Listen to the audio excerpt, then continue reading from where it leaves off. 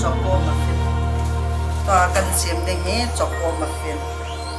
chi 1 cup flour na mai da 1 and half jam to 1 and half jam to na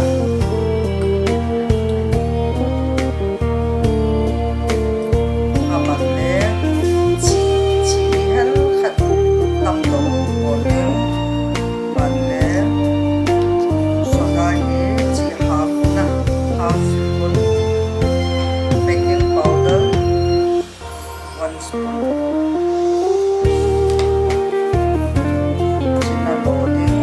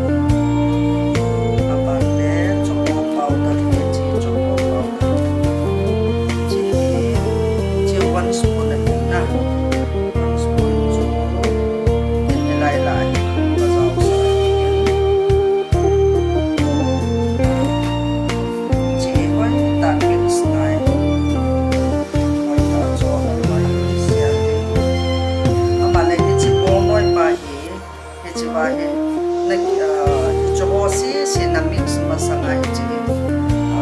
1 cup bong noi la ang pu chi asin ya hi bong noi hi su se masan na hi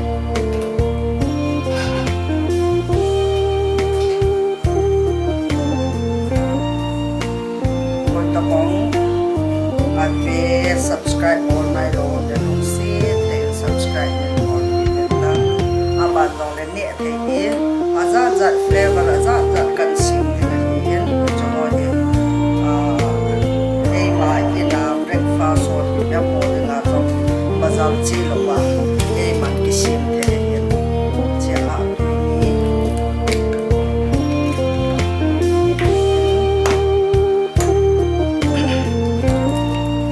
so ta hi ka chana la ka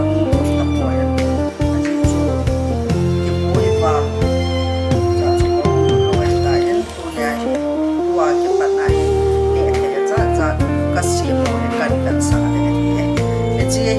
vanilla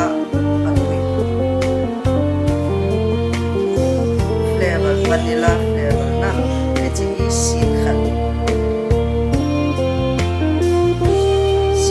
pa em apa te patal jong ban the ai ba kin chi rice bran ba kam na rice bran ba chi half cup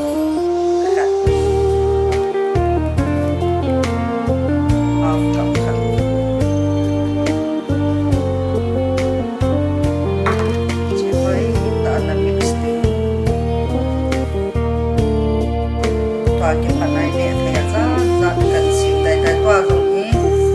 Charles Paul đã đi ngang cái xịn này na Charles Paul đi ngang giống cái xịn ở bên đây cái này này làm ya Delhi ya dukan ho nè thì ra cái xịn mà nè thì cái sắp lại na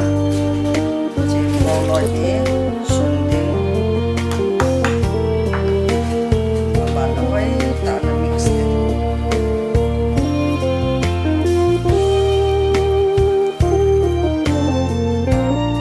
rồi mix số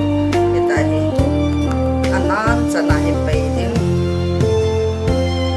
và nhập học mà cần xuân cái này tại và thì đây là cái